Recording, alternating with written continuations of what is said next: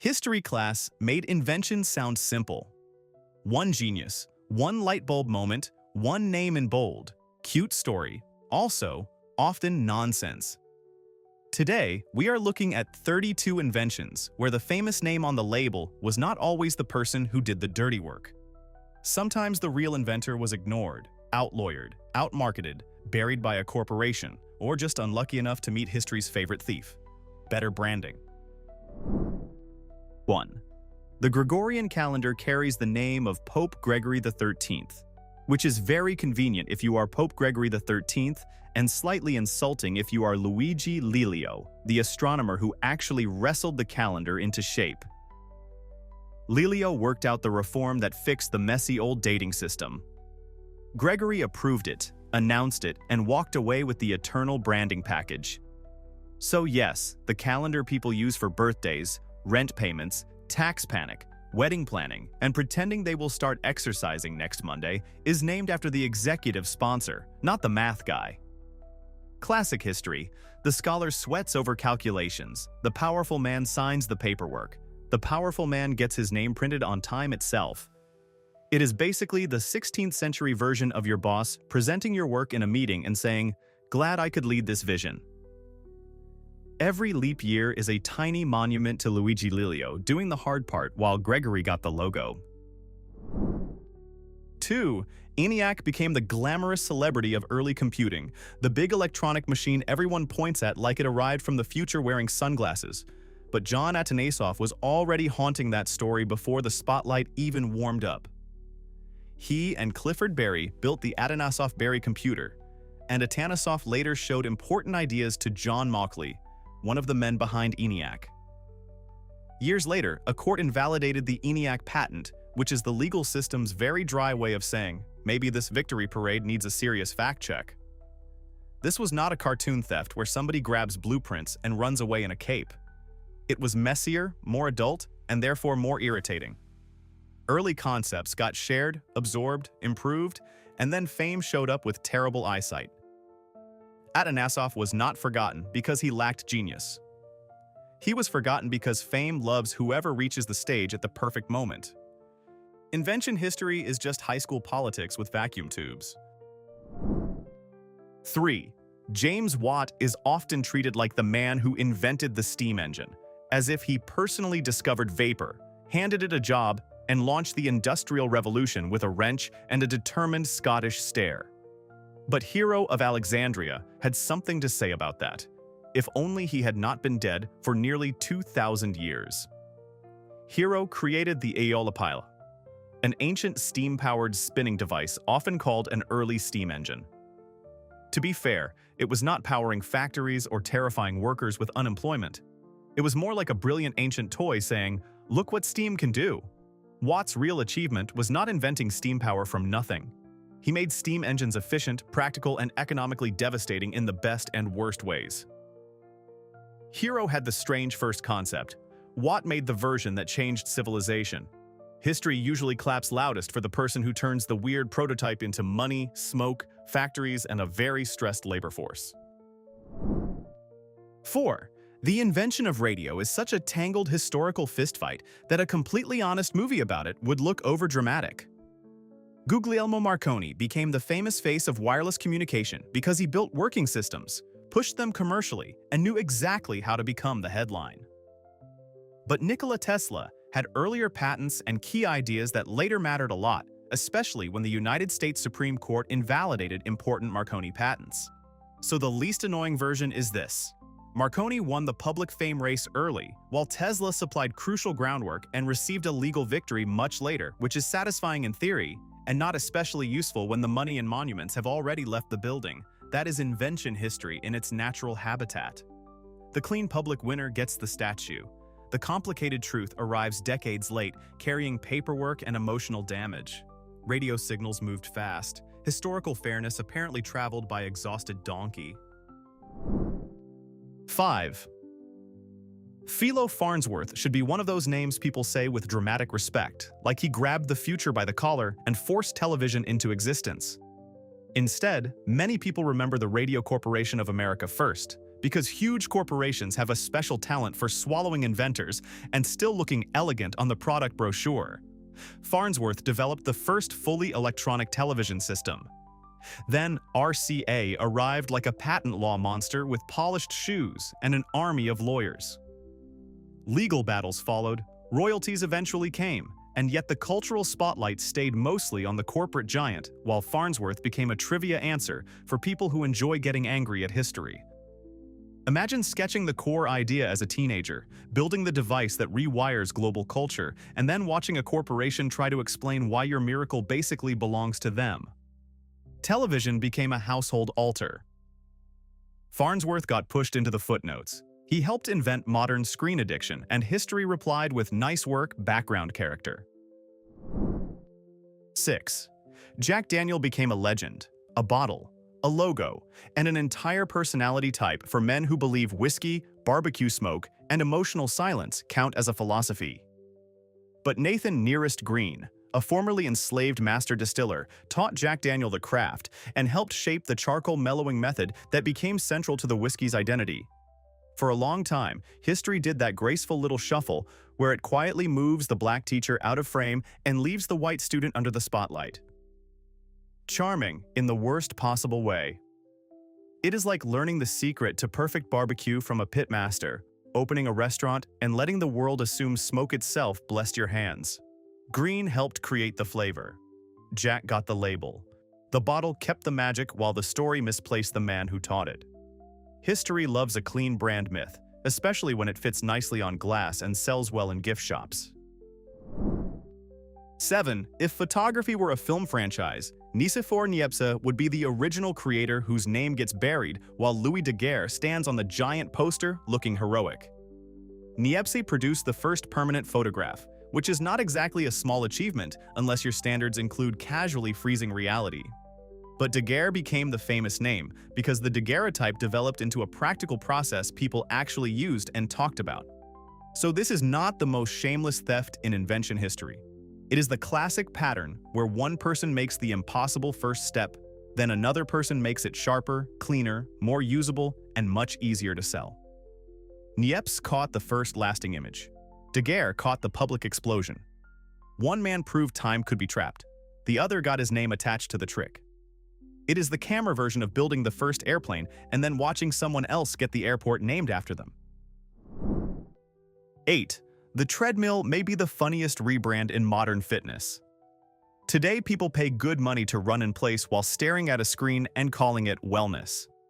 In the early 19th century, the treadwheel was introduced as a prison punishment device by Sir William Cubitt.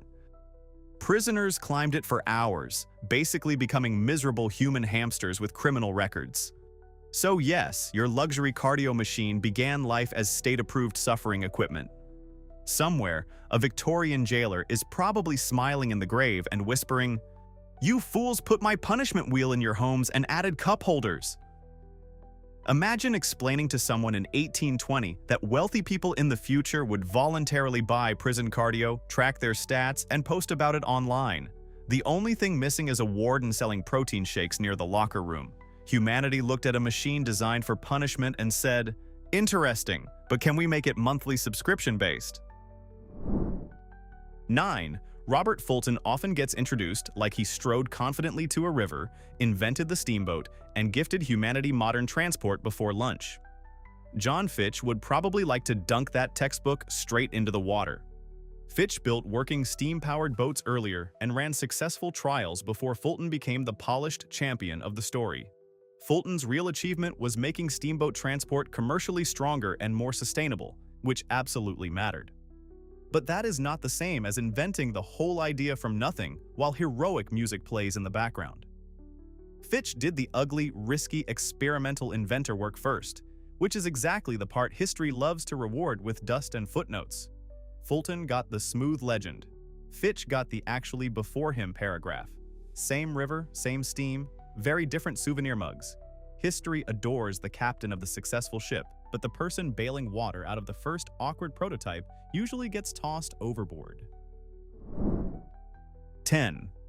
Thomas Edison is often described like he personally punched darkness in the jaw and invented light through pure determination, cheekbones, and suspiciously intense work habits.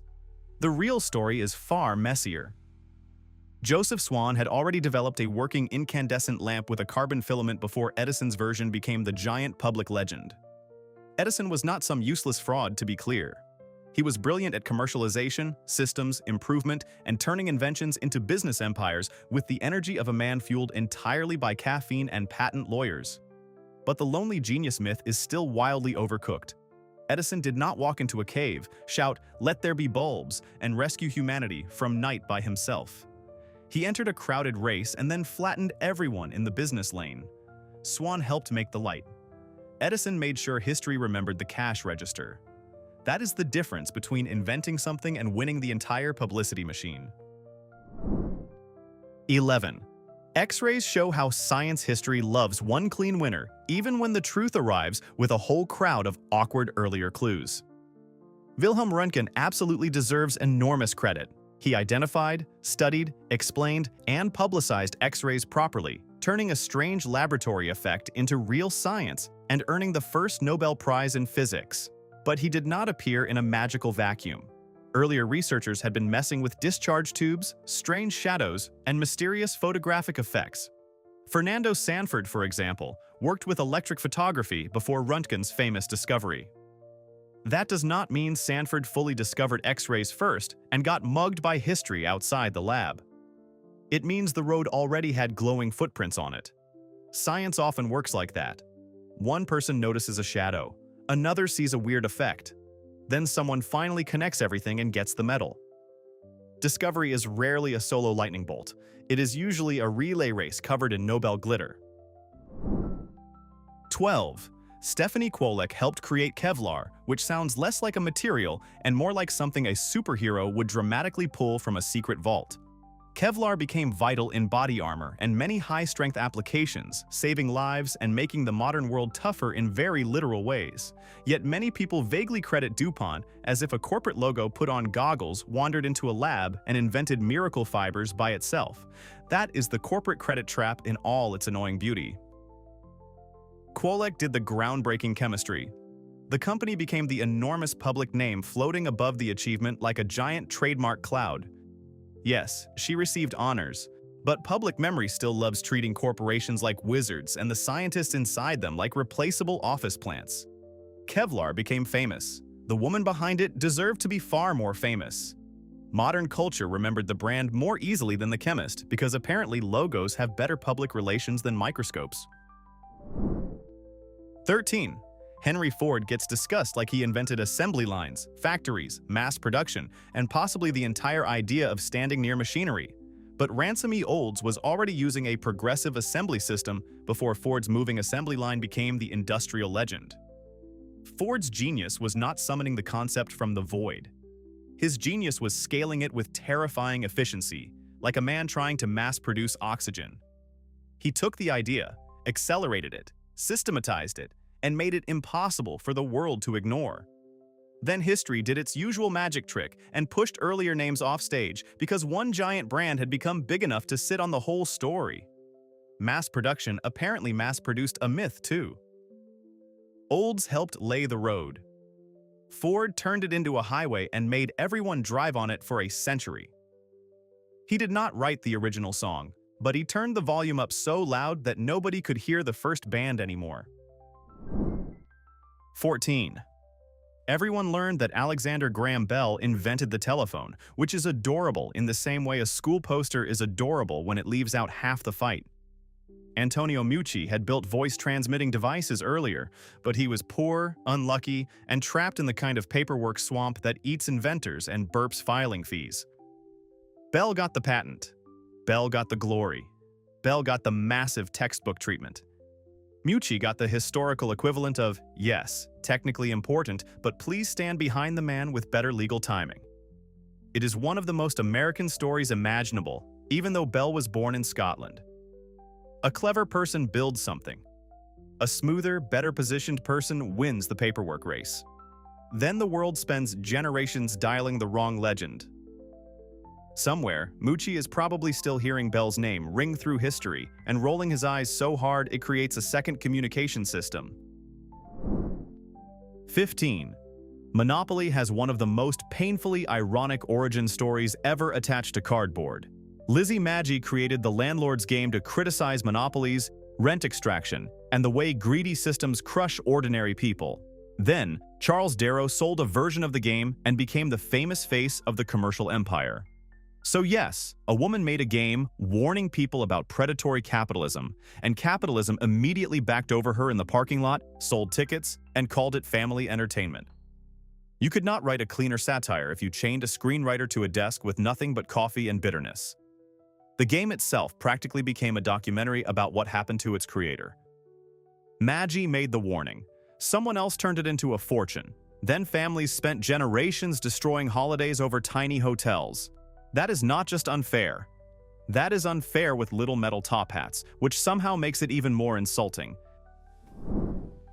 16. Galileo gets credited with inventing the telescope, the way celebrities get credited for discovering a restaurant that locals have been eating at for years. The telescope is usually traced to the Dutch spectacle maker Hans Lippershey. Galileo heard about the device, built improved versions, and then did the absolutely brilliant part. He pointed it at the sky and started wrecking the old cosmic worldview. That was huge. No argument. But improving and using a device brilliantly is not the same as inventing it from zero. History loves mixing invented, improved, and made famous into one giant soup of convenient memory. Lippershey made the tool. Galileo turned it into a scientific flamethrower. One man built the doorway. The other kicked it open and shouted, "Everyone, the universe is much stranger than your textbooks said." Crediting Galileo alone is like praising someone for using binoculars and forgetting the person who made faraway things visible. 17. Tetris is one of the cruelest invention stories here because Alexei Pajitnov created a global brain parasite and then watched other people wrestle over the money. The game spread everywhere.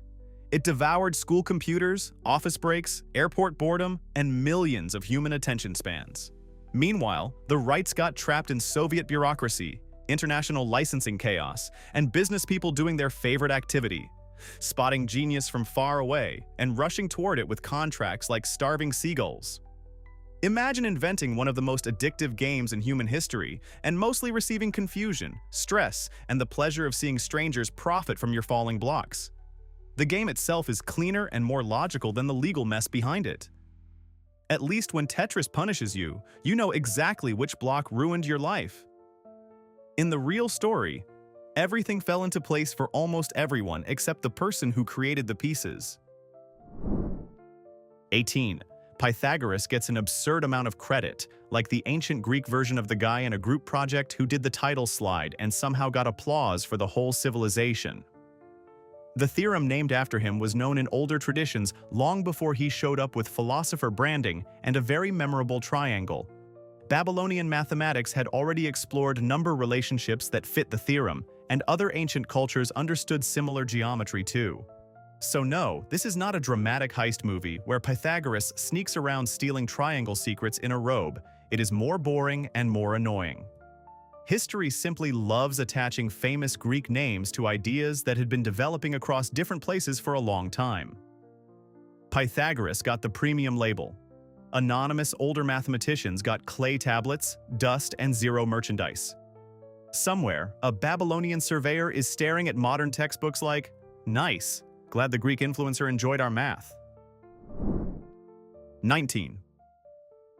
The DNA double helix story often gets told like a buddy movie starring Watson and Crick, but Rosalind Franklin's work is sitting right there like the missing engine under the hood.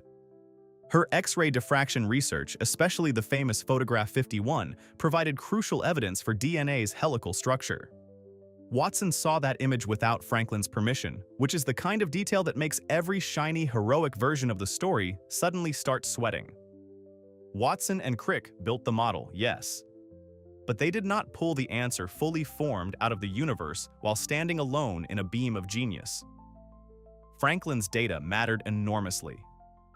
Then the Nobel Prize went elsewhere, and public memory spent far too long treating her like a talented background helper instead of a central scientific force. That is not just unfair. That is research history with a pickpocket subplot. If science had instant replay, this highlight reel would look very different. 20. John Walker invented friction matches and then made the historically tragic mistake of not patenting them. That is basically like inventing pizza and saying, "No need to protect this. People seem decent." Walker began selling his matches in the 1820s, which should have been the moment he backed a wagon full of money up to his door. Instead, the market behaved exactly like the market always behaves. Imitators, competitors, improved versions, and dramatic names like Lucifers rushed in, because apparently even tiny sticks of fire needed a theatrical villain brand. Walker lit the spark. Other people arrived with bags and collected the glow. It is the same painful pattern again and again. One person creates the miracle. Another person creates the business plan. Guess which one gets richer shoes and cleaner classroom credit?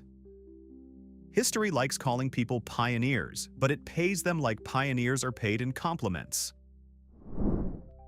21. Isaac Singer became the celebrity king of sewing machines, which is funny because Elias Howe had already patented a practical lock-stitch machine and later successfully sued Singer for infringement. That is not a subtle historical clue. That is the myth getting run over by a wagon while the wagon driver rings a bell. Singer did improve the design and marketed his machines aggressively, so yes, he mattered. But the idea that he simply invented the practical sewing machine out of nowhere is deluxe nonsense. Howe had already done crucial engineering work, including the eye-pointed needle and lock-stitch system that became central to the machine. So once again, the quieter inventor handled the difficult technical foundation, while the louder businessmen conquered the public imagination. Guess which name stuck harder? Marketing stitched the wrong label into the story and then pretended the seam was invisible.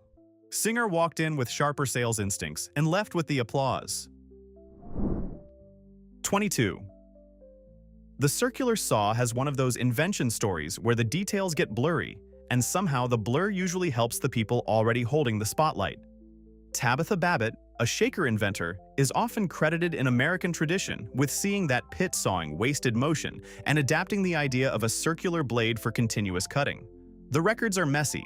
Other claims exist. European developments are part of the picture too. But that is exactly the problem. Whenever invention history gets foggy, famous men remain strangely sharp, like they paid extra for better focus, while practical women with real contributions get pushed into the maybe, maybe not drawer. Babbitt may not own the entire circular saw story, but she definitely did not get her fair slice of the credit. Yes, that was a saw pun, and no, we are not apologizing. History loves handing men medals and women question marks, then acting confused when people object. 23. The smiley face proves you can draw something cheerful in minutes and still get body slammed by capitalism afterward. Harvey Ball created the famous yellow smile for a company morale campaign and received only a small fee. No trademark empire. No merchandising kingdom. Just a paycheck and the knowledge that he had designed Joy's most profitable little face. Then other people saw that bright, happy circle and reacted like cartoon wolves smelling pie on a windowsill. Merchandise exploded. Buttons, mugs, posters, shirts, and endless cheerful junk flooded the world. Optimism became an industry, which is so aggressively modern, it should arrive with fireworks and a sales department. Ball made the grin. Other people made the money. The image became global. The artist got recognition that sounds nice in documentaries but usually does not buy a beach house. Somewhere a warehouse full of smiley face mugs is still smiling for all the wrong reasons. 24. Ask people about the earliest law code and many will shout Hammurabi like they are winning a history quiz with 1 second left. But the Code of Ur-Nammu is older. Hammurabi simply had superior monument energy. He had the big stone slab, the carved royal scene, and the whole "my authority is literally written in rock" aesthetic. That is ancient public relations working at championship level. Ur-Nammu came earlier, but history walked past him because Hammurabi's version had better packaging, better survival, and a much more dramatic visual presence. Same old pattern. The first person builds the groundwork. The later person arrives with stronger branding and becomes the category. Ancient Mesopotamia was apparently already running on the same logic as a modern product launch. Turns out the road to immortality was paved less with justice and more with excellent stone marketing, which is a deeply depressing lesson for a law code to teach. 25. The tank story is usually told like Britain entered World War I, received a sudden bolt of mechanical genius, and invented armored tracked warfare through pure imperial confidence. Then Lancelot de Mol arrives and ruins the neat version. Years before tanks appeared in battle, this Australian engineer proposed a practical tracked armored vehicle design to the British War Office. Britain mostly responded with the energy of someone seeing an important message and deciding to forget it exists. Later, when tanks became real, de Mol looked much less like a crank and much more like the guy shouting the right answer before the game show buzzer. Did Britain copy his plan exactly? The historical record is careful about that. But he was early, serious, and badly undercredited. Classic invention tragedy. Create the idea, get ignored, then watch the parade from the sidewalk. It is the military version of being left on red by an empire. 26. Karaoke has one of the funniest invention stories ever because Daisuke Inoue helped unleash tidal waves of confidence, bad singing, and late-night emotional destruction, then mostly missed the legal jackpot. He built an early karaoke machine in Japan and rented it out, but he did not patent it because he did not really think of himself as an inventor. That sounds charming for about 3 seconds, right? Until you remember that humanity sees an unprotected hit idea the way raccoons see an unlocked trash can. Later, other people patented karaoke-related machines and claimed more formal ownership. So the man who helped create the global religion of drunk microphone bravery got respect instead of an Everest-sized pile of royalties. Humanity owes him millions of apologies and at least one painful power ballad performed with terrifying sincerity.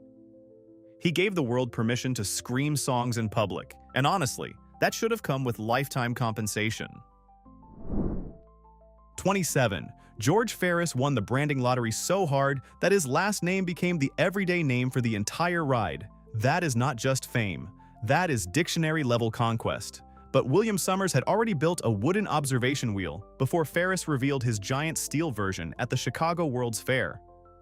Ferris took the concept and made it enormous, spectacular, and impossible to ignore, which is also a very American way to enter history. Bigger wheel, bigger crowd, bigger legacy. Summers sued because apparently watching your idea roll into someone else's glory can make a person slightly irritated. The point is not that Ferris did nothing, he built the blockbuster version. But when one person helps inspire the idea and another person gets the word itself, that is a special kind of historical mugging. The wheel turned, the credit rolled downhill, Ferris got the fireworks, and Summers got legal paperwork, the saddest carnival prize imaginable.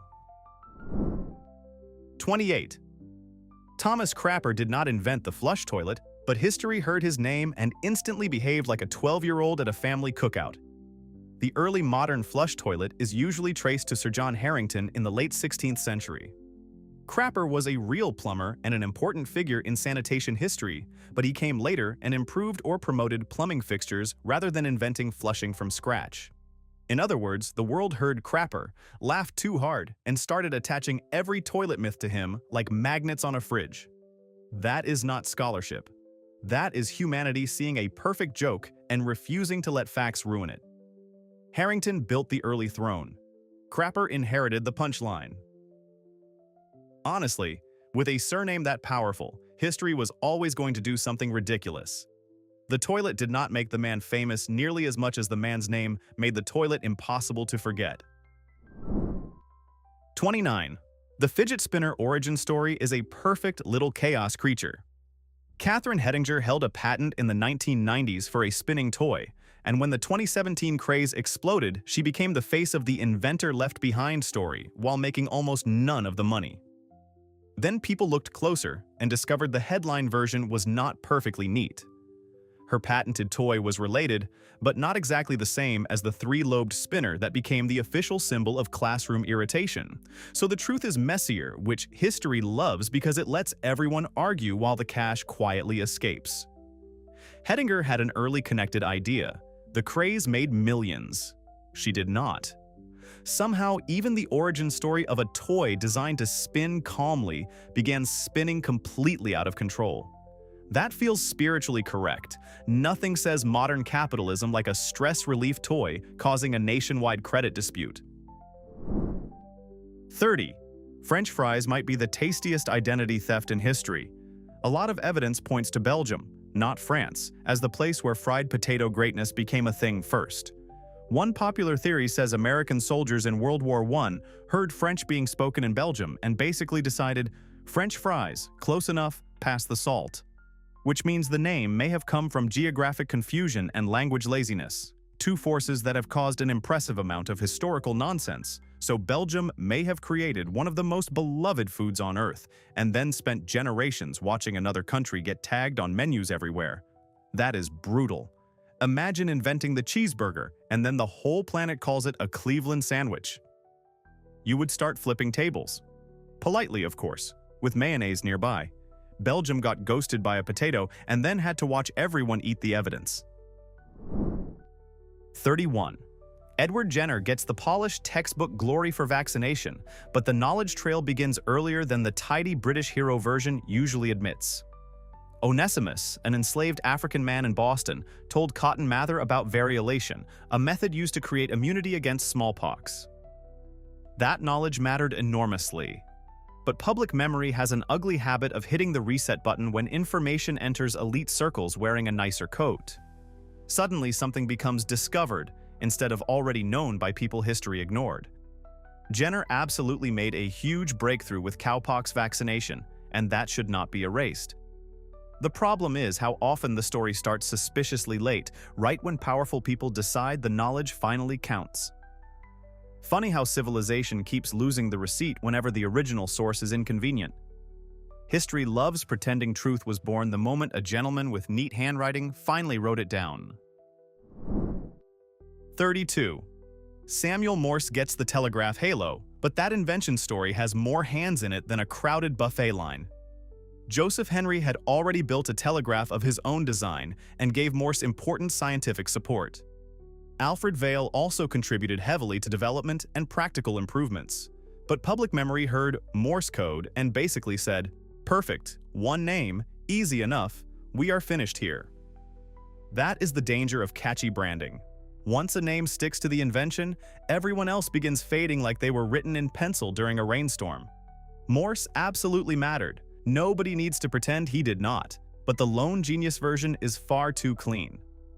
The telegraph was more like a relay race, where one man got the parade float and everyone else got thanked in tiny print. Welcome to invention history, where teamwork exists right up until the monument is commissioned. It is science by committee followed by fame as a solo album. So now the real fight starts. Which famous inventor on this list deserves to have their credit publicly repossessed? Edison, Bell, Ford, Marconi, or someone so overrated that textbooks should come with an apology sticker? Drop the name in the comments and do not be polite about it. If this video made you distrust at least one school lesson, hit like and subscribe, because apparently we are not done bullying history's public relations department.